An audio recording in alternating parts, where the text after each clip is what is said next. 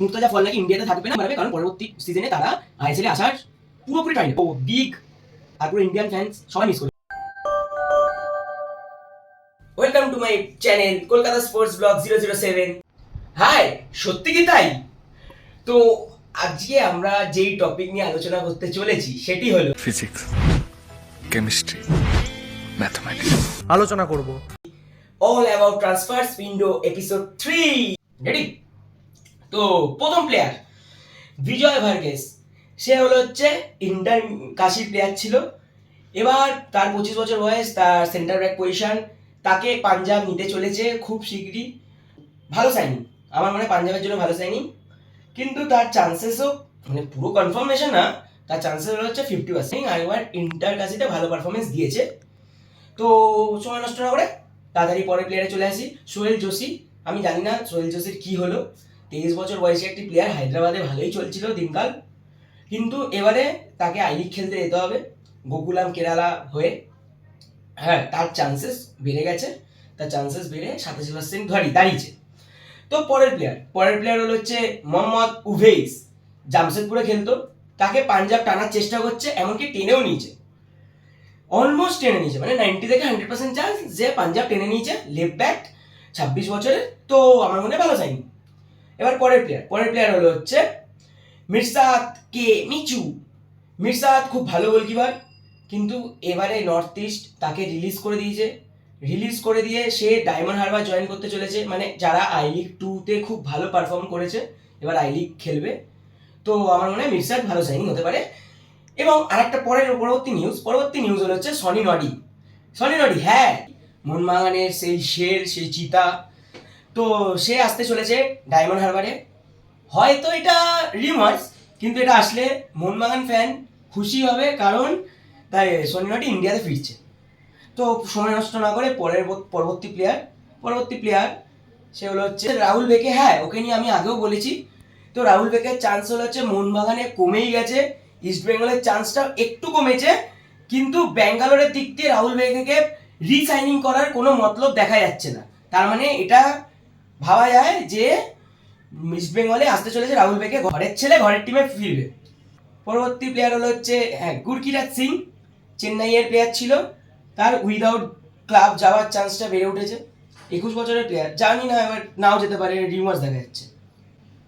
তো পরবর্তী প্লেয়ার জয়সারানে, যে মুম্বাইয়ের প্লেয়ার ছিল, এখন হায়দ্রাবাদে যাওয়ার চান্স বেড়ে উঠেছে 57%।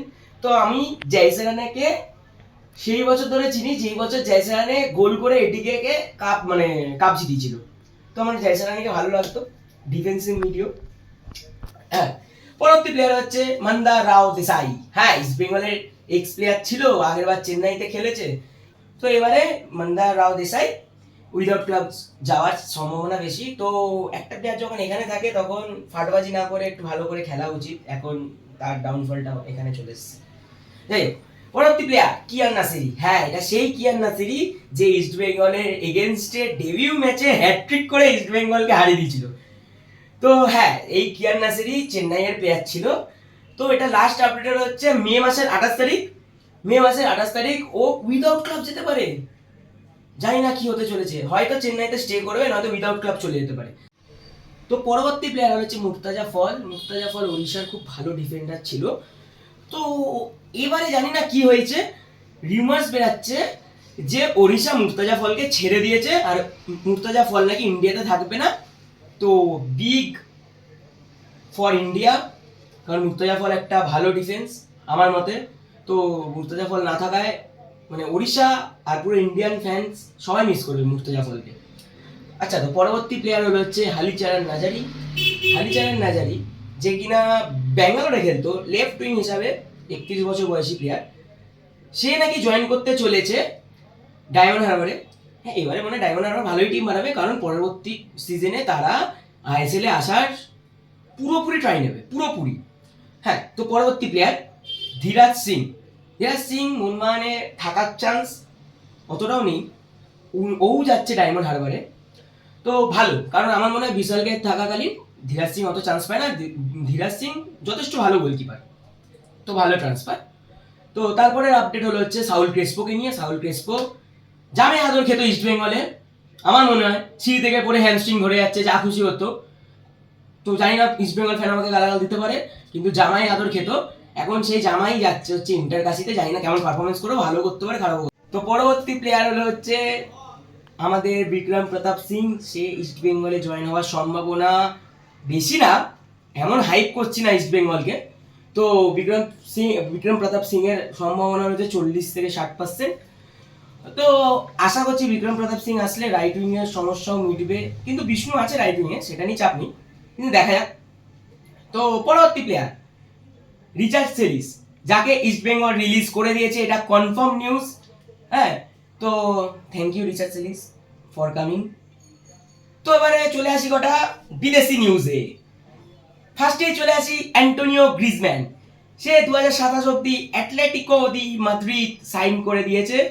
তো এটাই হলো হচ্ছে একটি ক্লাবের প্রতি লয়্যালটি। তো পরবর্তী নিউজ হলো হচ্ছে হ্যান্সি ফ্লিকের ব্যাপারে। হ্যান্সি ফ্লিক সে লালিগার কোচ অফ দ্য সিজন হয়ে গেছে। তো কনগ্রাচুলেশন টু হ্যান্সি ফ্লিক। তো পরবর্তী আপডেট হলো হচ্ছে ক্রিশ্চিয়ানো রোনাল্ডোকে নিয়ে।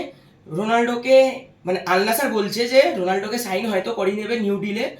তো এটা এখনো ঠিক হয়নি রোনাল্ডো কি ডিসাইড করবে, কিন্তু আমার মনে হয় আল নাসর রোনাল্ডোকে ঠিক সাইন করিয়ে নেবে, হতে পারে এটা। তো পরবর্তী প্লেয়ার হচ্ছে রাফিনাকে নিয়ে। রাফিনা চ্যাম্পিয়ন্স লিগের গোল্ডেন বুট জিতে গেছে। অমাইক পারফরমেন্স বাই রাফিনা, শুধু চ্যাম্পিয়নটাই হতে পারলো না আনফর্চুনেটলি। তো পরবর্তী আপডেট হলো হচ্ছে জর্ডান স্যানচোকে নিয়ে। জর্ডান স্যানচো সে মানে চেলসি তার সাইনিং এর ব্যাপারটা নিয়ে ভাবছে। আমার মনে হয় জর্ডান স্যানচোকে পরের সিজনের জন্য রেখে দিতে। পরবর্তী সময় জানা যাবে স্যানচোকে নিয়ে চেলসি কি ভাবতে চলেছে। তো আজকের জন্য এইটুকুই। তো আমি মনে হয় আইএসএল সব ট্রান্সফার মার্কেটটা কভার করে নিয়েছি আপাতত যা যা ঘটেছে। কারণ সবই বলে দিচ্ছি যে ইস্ট বেঙ্গল সব বিদেশিকে ছেড়ে দিয়েছে। আজকে রিচার্ড সিরিজের কথা বলতে যেটা কনফার্মেশন ছিল না। তো দেখা যাক, আর কোনো ট্রান্সফার নিউজ আসলে আপনাদের সঙ্গে জয়েন হবো। এপিসোড 4 বেরোতে পারে, ততক্ষণ অব্দি এইটুকুই। তো ধন্যবাদ আপনাদের গুরুত্বপূর্ণ সময়টা দেওয়ার জন্য। আশা করছি আরো ভালো ভালো ভিডিও আপনাদের কাছে আনতে পারবো। আপাতত টাটা।